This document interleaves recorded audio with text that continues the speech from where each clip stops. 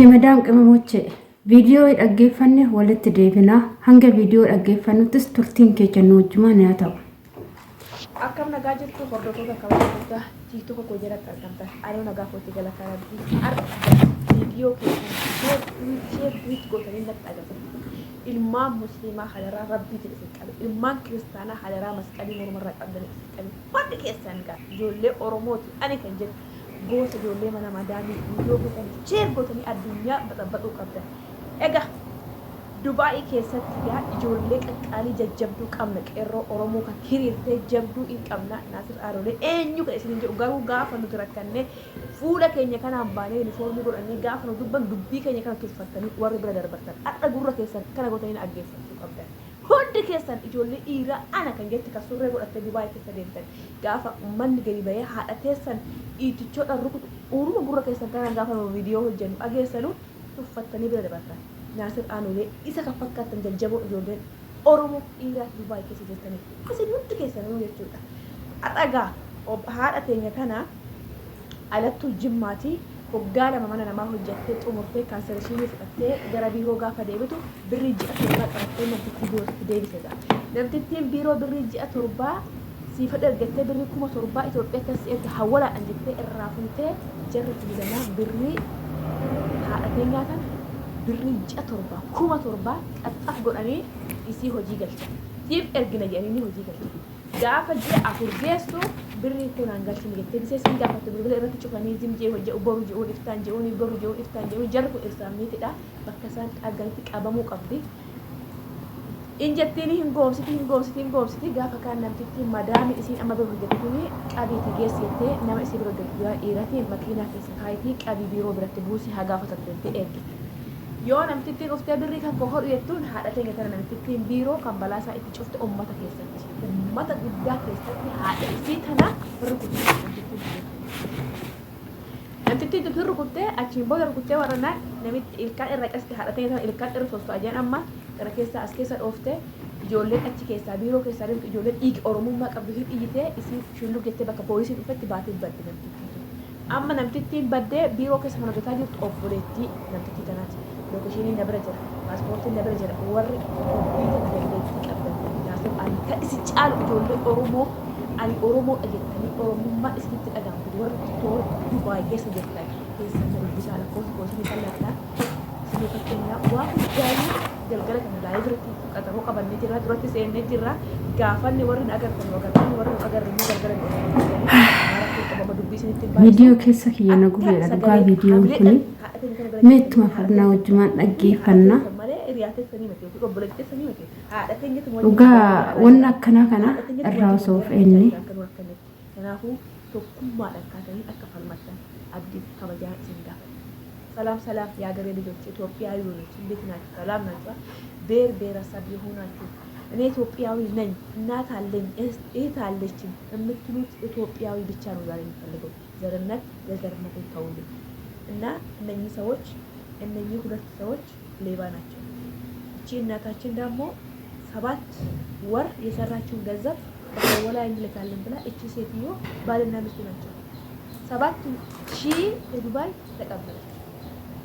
ከሌላ ሰው ኮንትራቷን ጨርሳ ካንሰለሽን አርግታ ወደ ሌላ ቤት ታስገባ መዳም ያመጣችው ልጅ ሴትዮ እቺ እናታችን 7,000 ተቀብላ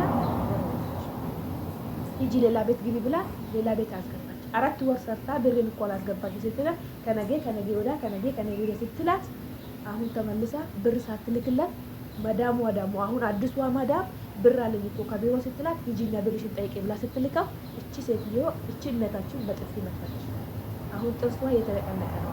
ሆስፒታል ምርመራ እየተመላለሰች ነው። ውጤቱን ወጥቷል አለ ፖሊሱም ደረሰበት። ግን አሁን እነኚህ ሰዎች እቺ ሚስትና ባል ነው ሴትዮዋ አመለጠች የምትሰራ ቢሮ ውስጥ አሁን ቢሮአቸው ሎኬሽን አለኝ ቁጥራቸው አለኝ ፓስፖርቱ እጄ ላይ ነው። ሁላችሁም ሰዎች ኢትዮጵያ ነኝ የምትባለው ነገ ይሄ ነገር እናቴ ላይ ደርሰር ይሄ እኮ እናታችን ናት። ግን ከኛ ጋር ሽግር ስለሆነ መጣ እየሰራች ከኛ ጋር እና ይሄንን ነገር አንድነታችን እናሳያ። እባካችሁ ኢትዮጵያውያን በዚህ አይነት ነገር ሲፈጠር ዘርነት ታውትና በአንድነት ተነስተን ይሄንን ነገር እንወርድ። ሁላችሁም ይሄንን ቪዲዮ ሼር ዱታ በአላህ ይጃቻለሁ።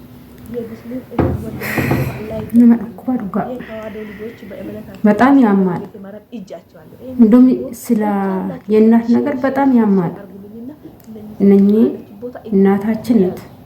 ችግር ነው የሰው ቤት እንደምንሰራ ያደረጋት እንጂ ድሎት አይደለም። ደግሞ በልጅ መመታት አለበት።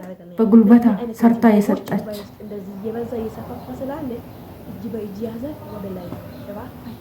በጣም የሚያሳፍር ነገር፣ በጣም የሚያዛዝንና የሚያሳፍር ማለኩም ማዛት ፉዳቴ ቢሪኮ ኦሮሞቲ የነበረን ደርቢና ፕሊዝ ወሪ ሃዳ ቀብደን ፕሊዝ ነበረን ደርቢና ቪዲዮ ከነ ሼር ዱት ኮፒ ሊንክ ጎዳ ሁንዲ ኬሰን harmeetenya sirra argitantuni biyya Dubaayitti haqni ishee harkaa dabee jira, dhugaan ishee harkaa dabee jira, maallaqa ishee saammamtee jirti.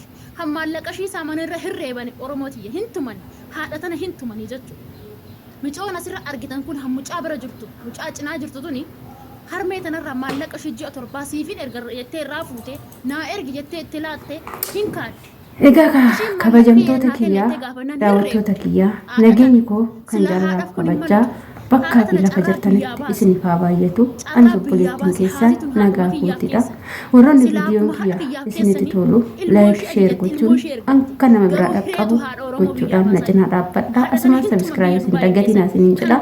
Egaa viidiyoon kun coggaarraa kun na guduufe wanti nama aarsu baay'eenis ni jira, garuu an akka viidiyoo kana na aarse yookaan immoo na bobeesse hin jiru jechuudha.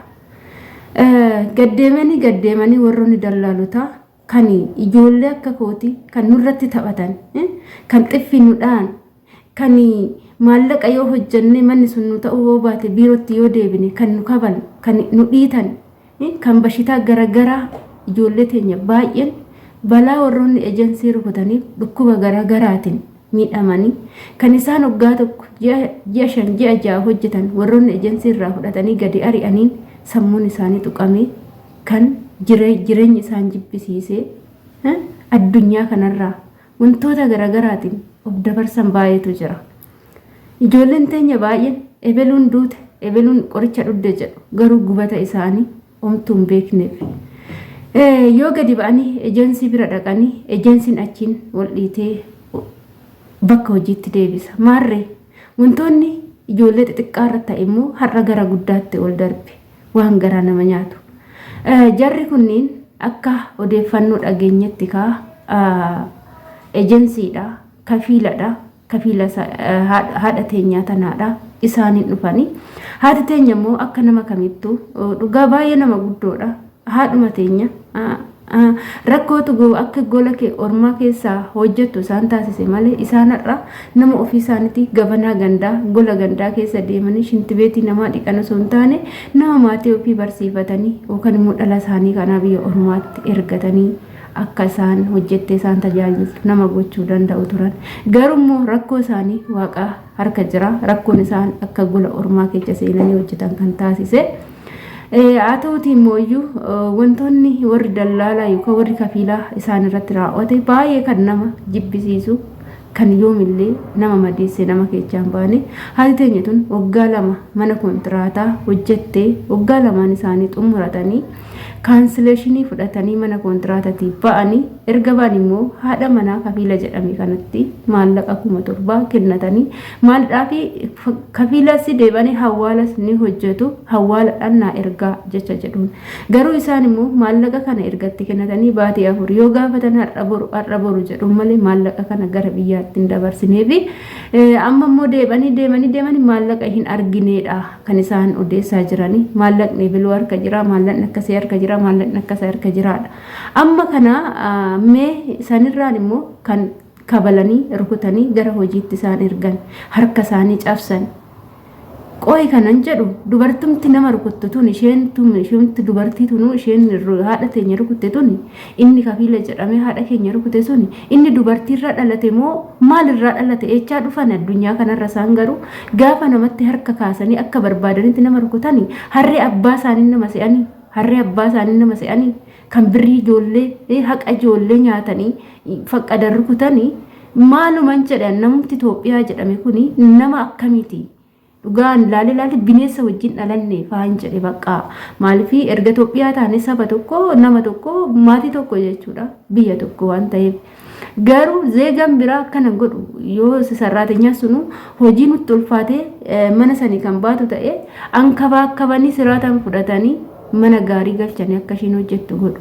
Keenya garuu maallaqa isaan hojjechaa ba'an sanurraa fudhatanii shintibeetitti galchanii karratti cufanii rukutuudhaan, reebuudhaan, kabaluudhaan, dhiituudhaan, kalee isaanii miidhuudhaan wantoota garaagaraati ijoolleen miidhamte. Jettanii haadha teenya tana gaafa rukuttan maallaqa kanirraa nyaata sin hanqatee gaafa rukuttan xiqqoo mashii mee naman sodaatina waaqa sodaadhaa. Waaqaa sin uume kana sodaadhaa jechuudha. Wanta hojjettan, wanta gootan hundumaa sirriitti adda baasaa beekaa. Isaan asitti hojjetan, isaan asitti argitan kun haadha keessani. Gaddeebitanii haadha teessan gaafa rukuttan, gaafa dhaantanii mee isin haadha namaa dhaanna isinitti fakkaata malee haadha teessan isaan kun. Haati dhiiraa hundumtu haadha keeti. Niif galee haati namaa kamiitu haadha keenyadha. Waan guddeeda isaaniitiin nadhalleef immoo haadha kiyya ta'uu hin dhaban. Haadhuma keenyadha. Akkamitti haadha ofii harkaan kabalu dhugaa. Baay'ee na gaddisiise bakka beektanii dhaloonni garam akka deemaa jiru maal akka gochaa jiru በጣም የሚያዛዝን ነው እጅግ በጣም የሚያዛዝን እንዴት ሰው እናት ይመታል ኤጀንስ ነው ከሀገር መጡ እሺ ስራ አስገቡ 2 አመት በስራ ሰሩ እናታችን ማለት ነው ደግሞ ብር በሐዋላ ልኩን ብሎ ነው ለከፊላው ለሰጡ 7000 የዱባይ ብር ማለት ነው ብሩን ሳላስገቡ እነሱም በጥፍ ብሎና ወደ ስራ አስገቡ ይሄ አሁን ትክክል ተግባር ነው ምን ማለት ነው